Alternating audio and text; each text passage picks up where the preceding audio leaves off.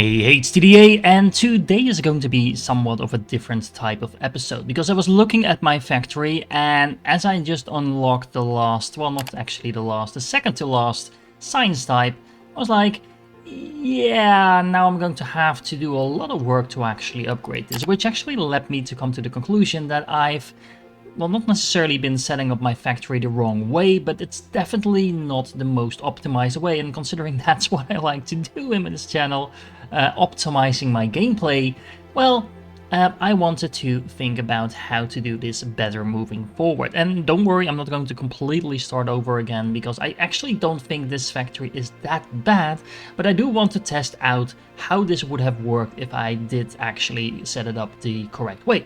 However, in order to do that, I am actually going to do a couple of filler things that I skipped in terms of things I did unlock in the technology tree but I didn't have access to just yet, or actually that I just haven't built yet. Things like the jetpack, for example. You can actually fly around in this game, but I do need some fuel in order to get that jetpack going, and I haven't done that yet. A couple of other things that we unlocked as well are the radio tower, as well as a couple of materials, so I'm just gonna focus on that while we set up for the redesign of the factory. A pretty exciting building that we unlocked a little while ago is the long-range scanner, and it's one of those modular buildings, so once again that I have no idea why it's actually modular, but hey, we can build something. We can attach the scan module, which by itself will start scanning in a range of 40 chunks, so this is kind of like 40 map sections.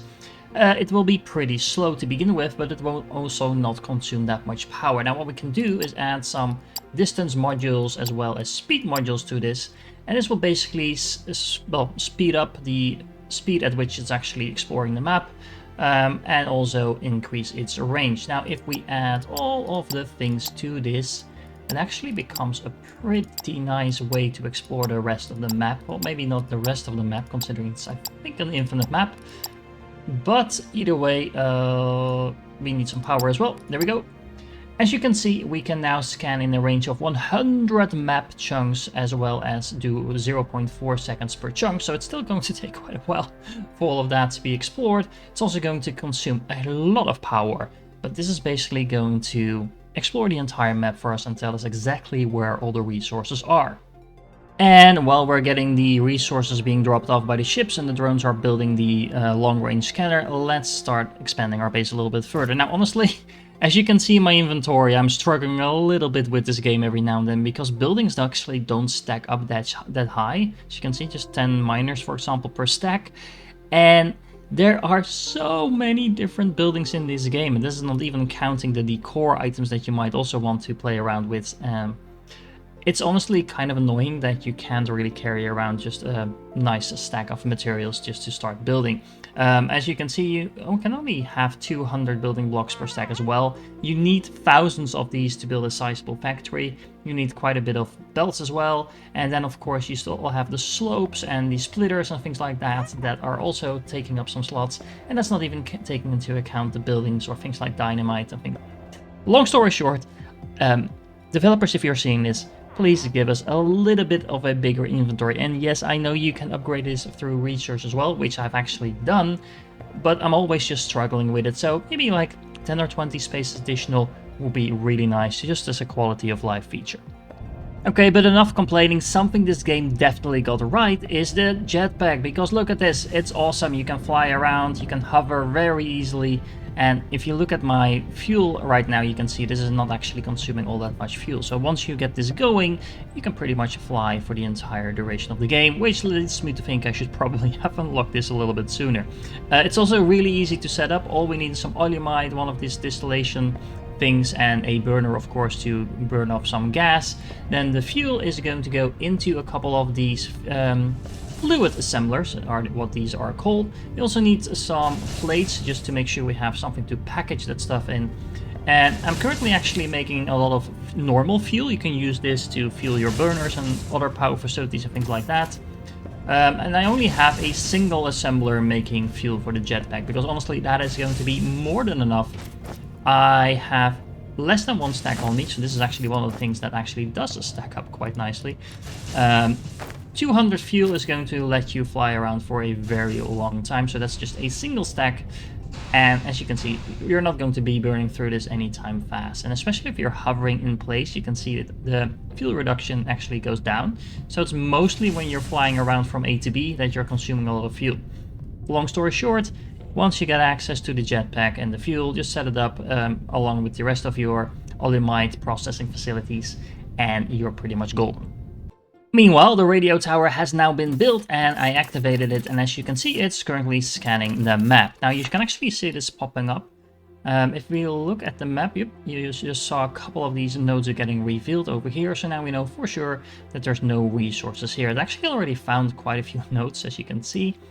And remember, this is now going to scan from where it's positioned, so that's right over here, 100 chunks in every direction. So 100, so let's say this is 8, so about 15 times this in that direction, and then also in north and south direction and stuff like that.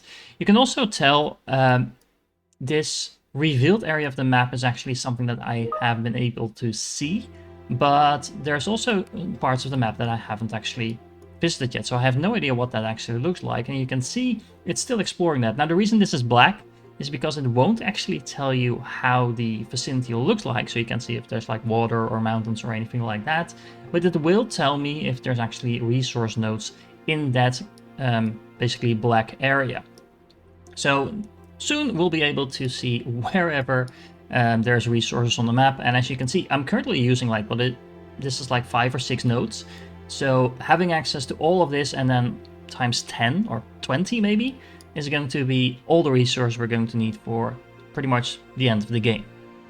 In the meanwhile, I also unlocked cargo ships. Now, as you can see, you have a receiving platform that you can place down. These things are huge, by the way. Just look at the size of that compared to the rest of my factory. This is going to allow ships to be sent here and, well, collect resources from that ship. In order to do that, we need to set a name to this thing. So let's say destination or whatever, just make sure it's a name you can actually remember. And then you also need a receiver, sorry, a sending station. So you can see that over there. Look at that. It is pretty awesome. Getting a little bit closer now, and look at that. There's a tiny little robot in there who's going to be flying the ship. Now, if you connect this up to some cargo, you can then set a destination here, which in this case would be destination because I was very original calling this. And then you can set some takeoff conditions as well. So normally it will wait until the ship is actually full in order for it to be transported, but you can set this lower if you want to make sure that it gets going a little bit sooner than that. Now all I need to do is, for example, hook up the fuel to this with a normal belt and a normal inserter and things like that, and then I can use that fuel to start fueling my boilers over there, which I'm using for some backup power. There we go, the ship has arrived and it should now be offloading the fuel. Yep, there we go, and that fuel is going to go straight into these boilers. So basically that means that we now have a little bit of backup power in case our solar panels do not cut it. But honestly, I have a lot more exciting things to do now, because if we look at the technology tree, I also just unlocked the upgraded solar panels, the larger versions, and I can also start working towards batteries, which is basically just the same thing as the batteries we already have, just a size larger and more efficient. Now my solar farm over here is one of the few parts of my facility that I'm actually super happy with, so we're going to be extending that with some more upgraded power. There's no reason to take out the power that we already have and the batteries that we already have. They're not maybe as efficient as the new stuff we're going to be placing in, but they work just fine. And there we go. So principle is the same thing as with the other solar farm that we already have, just with the larger units over here. And the nice thing about these is that they will actually track the sun. So unlike these versions that basically don't come online until around the lunchtime, because, well, they come online earlier, but they're not fully producing until the sun is like right up in the air. These will actually track the sun, so they'll be a lot more efficient basically as soon as the sun comes up. On top of that, they provide more power to begin with, and I also put a couple of these larger batteries here, which allow us to not only store up more energy, but also discharge more energy to the system. And I can't stress enough how awesome this is. As you can see, I stored up around 13,000 megajoules right now. You can store up to about 22,000 with this setup.